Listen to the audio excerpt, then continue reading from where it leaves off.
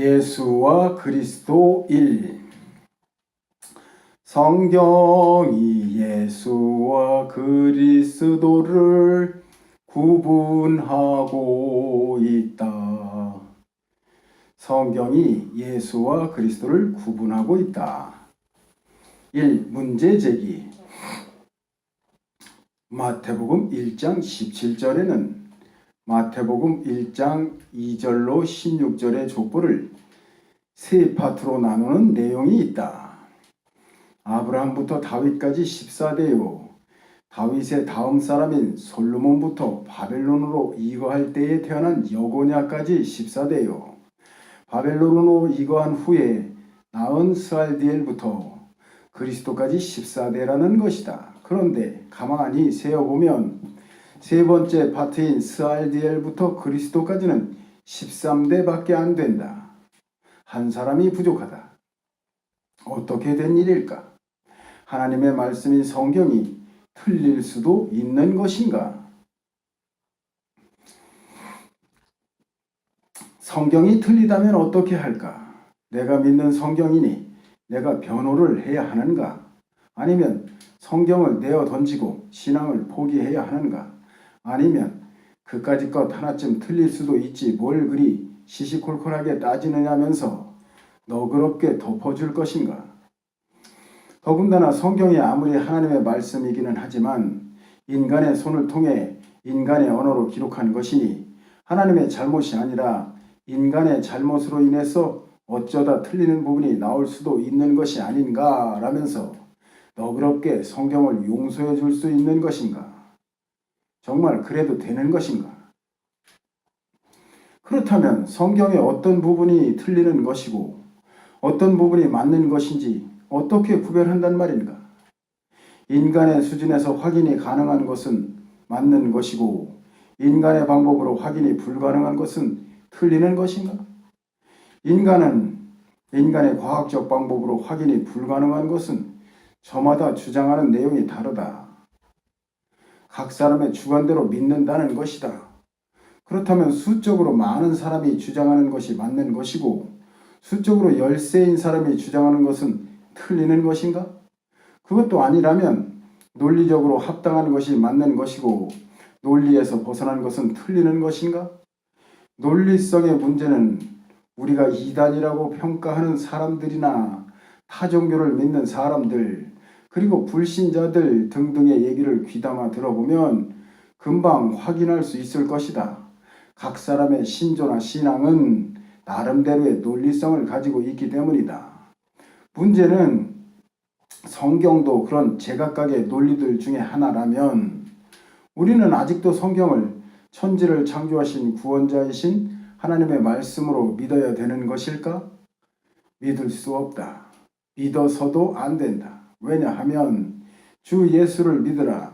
그리하면 너와 내 집이 구원을 얻으리라는 말씀이 틀린 말씀일 수도 있지 않은가?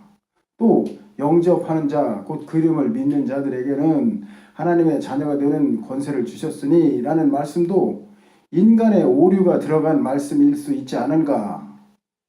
하나님이 세상을 이처럼 사랑하사 독생자를 주셨으니 이는 저를 믿는 자마다 멸망치 않고 영생을 얻게 하려 하심이니라 라는 말씀을 인간의 방법으로 확인할 길이 없는데 어떻게 믿을 수 있겠는가? 조금 더 생각해 보면 하나님의 존재 자체는 어떻게 믿을 수 있는가? 이런 점들을 생각해 볼 때 성경은 한 부분도 조금도 절대 틀려선 안 된다. 성경에 틀린 부분이 있다면 그 책은 과학책이 조금 틀린 것과는 전혀 다른 문제다. 과학책이나 수학책은 인간의 방법으로 검증과 확인이 가능하기 때문에 맞음과 틀림이 명백히 수정될 수 있다. 그러나 성경의 내용은 그런 것들과는 전혀 다른 것 아닌가? 결론적으로 성경에 티끌만한 오류가 하나라도 발견되면 우리는 성경도 하나님도 믿음도 내던져 버려야 한다. 그렇지 못하면 우리의 신앙은 가짜다. 하나님도 없고 구원도 천국도 없는 자기 자신의 위안서일 뿐이다. 그것이 선행당을 섬기는 신앙과 무엇이 다르단 말인가? 그런데 왜 신약 성경의 첫 부분에 숫자의 오류가 나타나는 것일까? 기록하면서 세어보았기 때문에 14대라고 언급한 것이 아닌가? 원래 유대인들이 숫자 개념이 없다고? 그렇지 않다. 그들은 성경의 단어 하나하나를 세어보고 비교하고 분석하는 연구까지 하는 철저한 사람들이다. 따라서 이 숫자의 오류를 실수라고 생각해서는 안 된다. 성경엔 실수가 없다. 실수가 있으면 창조주 하나님의 말씀이 아니다. 이 오류는 실수나 잘못된 것이 아니라 일부러 만드신 것이다. 창조주 하나님의 의도인 것이다. 그 의도가, 그 이유가 도대체 무엇일까? 이 문제의 의도. 성경에서 오류를 찾는 사람들은 수없이 많은 내용들을 찾아낸다. 영화 감독인 오스카 와일드라는 사람이 배너를 만들기 전에 불신자의 입장에서 성경의 오류를 찾으려고 성경을 읽다가 신앙인이 되었다는 일화가 있다. 그는 성경의 오류를 한 페이지도 못 찾았다고 하는데 그것은 그가 성경을 잘 모르기 때문이다. 현대의 신학자들은 성경 안에서 수많은 오류들을 찾아내어 책으로 엮기까지 한다. 이렇게 많은 오류를 어떻게 수용하는가에 따라서 신앙의 내용이 달라진다. 그런 점에서 14대냐 13대냐의 문제는 전초전에 불과할 뿐이다. 오류의 기능은 무엇인가? 성경을 읽는 사람들이 성경과 신앙생활을 내던져 버리거나 성경을 통해 하나님이 계신 영적인 세계로 들어가게 하기 위한 것이다. 둘 중에 하나가 아니면 바리새인과 같은 위선자가 되고 만다. 신앙생활은 하되 참 신앙이 무엇인지 모르는 위선자, 하나님을 믿는데 하나님이 누구신지 모르는 위선자, 성경을 읽기는 읽는데 성경의 의도와 전혀 관계없는 방향으로 읽고 있는 위선자가 되는 것이다. 가장 심각한 문제가 위선자로 사는 것이다. 그는 성경을 알고 있는 듯하지만 성경을 전혀 알지도 못하고 읽지도 않고 성경을 올바로 파악하지 못하기 때문에 성경을 전혀 모르는 사람으로 사는 것이다. 3. 문제의 해결. 분명히 숫자가 하나 빈다. 그 빈 숫자가 무엇인지 누구인지 찾아야 한다.